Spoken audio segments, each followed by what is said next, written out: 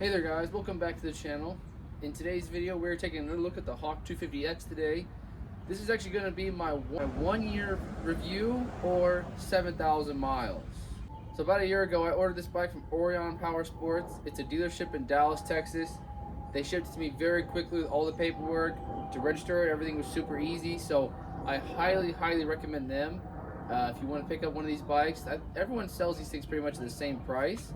So you're not going to get some like crazy deal from anyone, that at least that I know of. So I got this one, I think it was for like $1,650 or $1,700. I can't remember off the top of my head. But yeah, ever since then it's been a really awesome bike.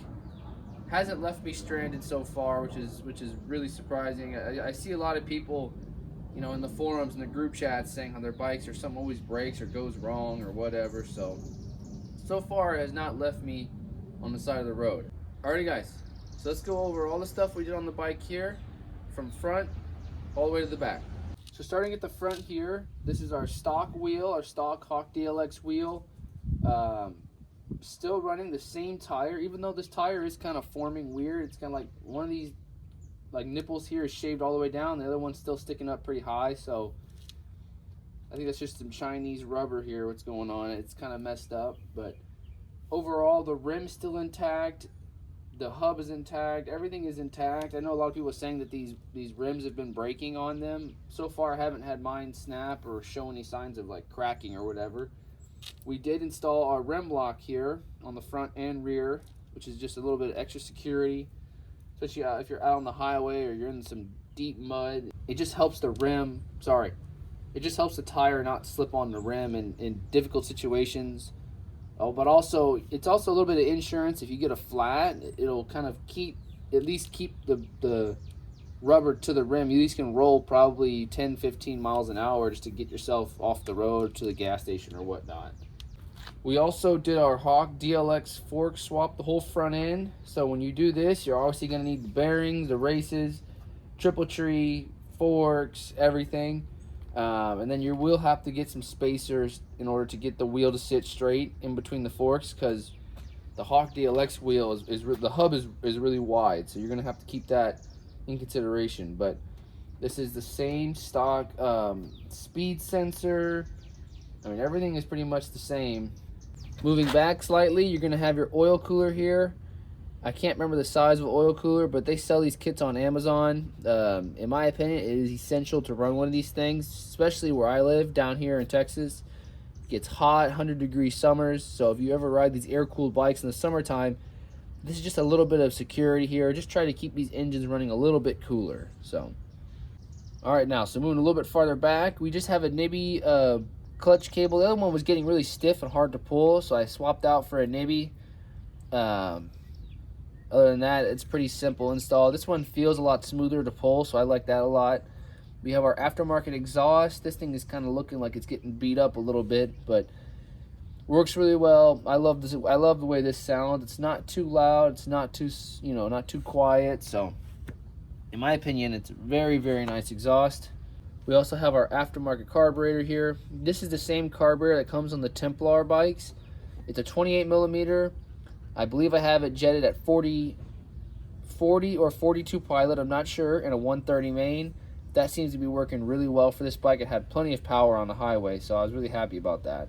And then obviously I deleted the air box here. I just have my little pod filter. Same foot pegs. I love these little cushions here. It really makes for a nice ride, especially on the highway when I went on that highway trip. These worked perfectly. Stock brake lever, all that stuff is the same. The only thing I opted for is to change the way the brake light works. I just went with the sensor style instead of that thing where that sticks out of here and you're like pulling a lever. I got rid of that. Pretty much just went to that style there where it's just a pressure sensor basically. So when you hit this, basically does the same thing as the other style. Just instead of pulling on a string or whatever, it just senses pressure. So moving farther back, same rear wheel and hub, same brake pads. Again, we have our rim lock on this tire. I have same rear shocks. All these parts are the same. I see a lot of people talking about lowering these Hawks and stuff like that. I can definitely see why you'd want to do that. This definitely feels like it sits up really high. But it doesn't bother me at all. And plus, when I go on these trips, I have a little extra luggage, so I'm not trying to get it sitting too low. But overall, it's working really well. So moving up a little bit, we have just some Kimimoto bags. I got these a few years ago. I don't even know where I can get them anymore. But they sell all kinds of bags, like ones that'll sit here, ones that'll sit across. One of them got ripped off because of my stupid fence here, but this bag works out really well. I don't know how many liters. And then I also have this top bag up here that I've secured. It's pretty firm, pretty tight. This I bought recently, so I'll have a link to this if you're interested. But these bags just really give you a lot of room. Now, I would say if you don't want to carry a backpack, you're going on a long trip, highly recommend these bags. These things work out really, really well. Last but not least, we have kind of our handlebar setup. We have these aftermarket grips. If you guys know, these guys are the pillow top grips. I really like these. Since I did the engine swap, I kind of had to carry over my throttle housing, so that's why the colors are different. I'm gonna have to buy a new set. Also have a pair, I think there's like $20 bark busters here. This helps out a bunch with the wind. But since it's getting hotter now, I might just take these off. I'm not sure yet. But same clutch lever, same brake reservoir. Just have a phone out here. This is the one I've always used for a while. So you just stick your phone in there. It's got this little elastic rubber band style holder, and it works perfect. And last but not least, we have our windshield here. I got this on Amazon. It actually works out really, really well. Still a little bit of wind hits you on the highway, and when you're going pretty fast, but overall this is a really nice purchase, especially if you're gonna do any amount of long distance riding or if you ride in the cold. So summer's coming up, I might just take this off just to allow maximum airflow in the summer here, because again, it gets super hot. But overall, very good windshield. Alrighty guys, that's gonna conclude my review. Again, I've had this bike for 1 year. I've got about 7,000 miles on the odometer, and it's still running really, really strong. Again, the only reason why I swapped out this engine for the stock engine is because I wanted to do more traveling, and that 5-speed just wasn't going to cut it. But I would say, if you're just using this bike to go 50, 55 miles an hour around town, whatever, that stock engine is perfect.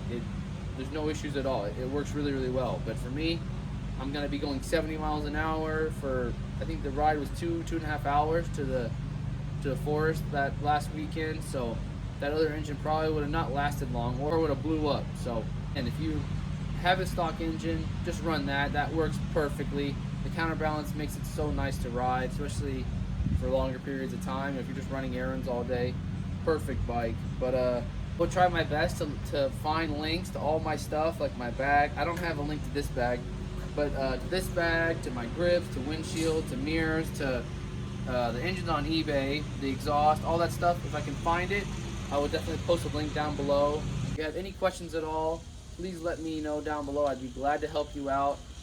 But yeah, hope you guys enjoyed this video. Again, it's my 1-year review, and so far we're still going strong. So hopefully we can go another year, maybe another 14, 15,000 miles on this bike. So we'll see. Alrighty guys, well, if you enjoyed today's video, don't forget to like, comment, subscribe, and I'll catch you in the next one. See ya.